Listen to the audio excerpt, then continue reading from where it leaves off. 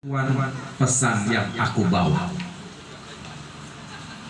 Mengkelap sang raja. Beraninya kau memerintahkan kepadaku untuk menundukkan kepalaku di hadapanmu. Tidakkah kau tahu aku adalah seorang penguasa? Tidakkah kau lihat begitu banyak pasukan yang mengiringi perjalananku? Tidakkah kau lihat senjata yang lengkap yang sudah terhunus, yang siap memenggal batang lehermu? Katakan, pesan apa yang kau bawa, kata sang raja. Lelaki tua renta ini kembali berkata, wahai tuan, pesan ini hanya boleh didengar oleh tuan sendiri, tidak boleh didengar oleh orang lain. Tundukkan kepala tuan, akan aku bisikan di telinga tuan pesan yang aku bawa. Akhirnya sang raja menundukkan kepala di hadapan lelaki tua renta tadi. Kemudian dibisikkan di telinga sang raja pesan yang dibawa oleh lelaki tua renta itu. Wahai tuan, aku adalah malaikat pencabut nyawa yang diperintahkan oleh Allah untuk mencabut nyawamu saat ini juga. Menggigil sang raja, gemetar, berkeringat, bercucuran, ketakutan. Bisakah kau tunda sejenak agar aku kembali ke istana untuk membagikan harta warisanku kepada para ahli waris? Bisakah kau tunda sejenak saja agar aku bisa kembali ke istana untuk membagi daerah kekuasaan kepada para ahli waris?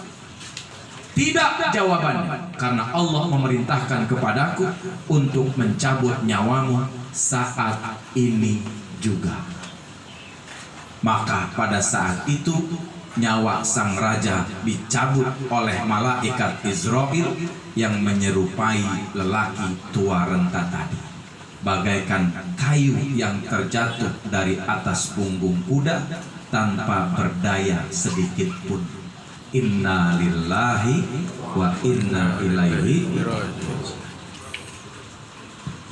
Jamaah sekalian, kalau seorang raja yang memiliki kekuasaan begitu luas, memiliki harta kekayaan begitu banyak, memiliki pasukan begitu kuat, ketika ajal datang, la yastakhiruna sa'atan wa la yastaqdimun, nggak bisa dimajuin, nggak bisa dimundurin walaupun sesaat. Apalagi kita timbang ketua RW. Maaf, semua juga akan kebagian ya.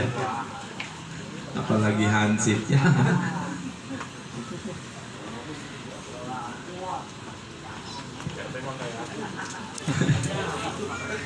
Karena Allah berfirman di dalam Al-Quran, Qul innal mauta alladzi tafirruna minhu fa innahu mulaqikum summa turadduna ila alimil ghaibi wa syahada fayunabbiukum bima kuntum ta'malun. Katakan ya Muhammad, sesungguhnya kematian yang kamu lari daripadanya, maka dia akan datang menemuimu.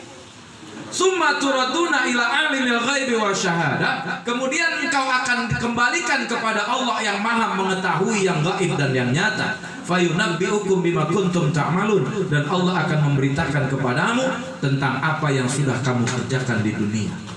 Gak bisa menghindar, gak bisa menghindar. Sehingga Rasulullah bersabda, al mautu babun fakullun nas dakhilhu. Kematian itu ibarat sebuah pintu, maka setiap manusia pasti akan memasukinya. Hadirin sekalian, yang menjadi persoalan adalah karena kematian sebuah kepastian, maka apa yang harus dipersiapkan?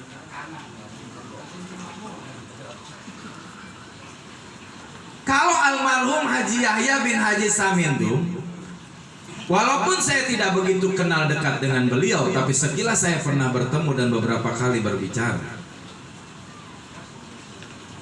Yang menjadi persoalan adalah kalau kata Rasulullah, idza matabnu adama in qata'a amalu illa min salasin, akan terputus amal anak Adam kecuali 3.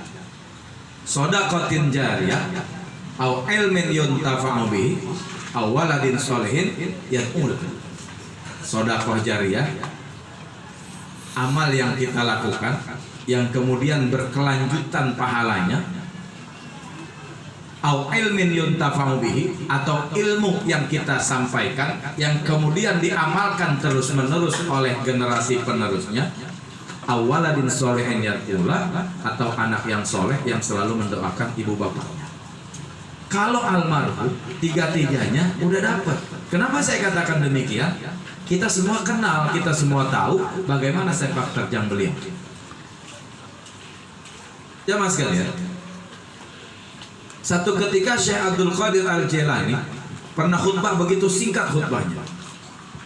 Beliau katakan, sesungguhnya makanan yang kau berikan kepada orang yang lapar itu lebih baik daripada membangun 1000 masjid, lebih baik daripada mengganti kiswah Ka'bah dengan kain sutra, lebih baik daripada qiyamul lail sepanjang malam, lebih baik daripada berpuasa sepanjang tahun di musim panas, lebih baik daripada jihad dengan pedang terhunus. Karena satu suap makanan yang kau berikan kepada orang yang lapar akan menjadi cahaya seperti cahaya matahari yang selalu menyinari bumi.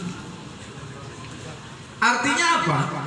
Untuk mengukur tingkat kesolehan seseorang bukan hanya dari ibadah individual yang kita lakukan, tapi juga ibadah sosial yang kita kerjakan. Setiap malam kita sholat tahajud, bagus. Tapi ketika amal yang kita lakukan hanya untuk diri kita sendiri, tidak bisa memberikan manfaat kepada orang lain, akan lebih bagus dengan amalan yang bisa memberikan manfaat kepada orang lain. Khairun nas anfa'uhum linnas. Sebaik-baik manusia adalah orang yang bisa memberikan manfaat kepada orang lain. Jadi untuk mengukur tingkat kesolehan seseorang bukan hanya dari ibadah individual yang kita kerjakan, tapi juga ibadah sosial yang kita lakukan. Karena kita nggak pernah tahu ibadah sosial yang kita kerjakan sesungguhnya itu yang akan mendapatkan keridhaan dari Allah Subhanahu wa Ta'ala. Mungkin kita pernah baca beberapa kitab yang menjelaskan ketika muridnya Imam Ghazali bermimpi di dalam tidurnya ketemu sama gurunya Imam Ghazali. Dia bertanya, "Wahai Tuan Guru, bagaimana keadaanmu?" "Aku baik-baik saja dan aku mendapatkan keberkahan dari keridhaan Allah Subhanahu wa Ta'ala." "Apakah kebahagiaan yang kau dapatkan karena ilmu yang kau miliki?" "Bukan." "Apakah kebahagiaan kau dapatkan karena amal yang kau lakukan begitu banyak mengajarkan ilmu kepada orang lain?" "Bukan." "Apakah kebahagiaan yang Allah beri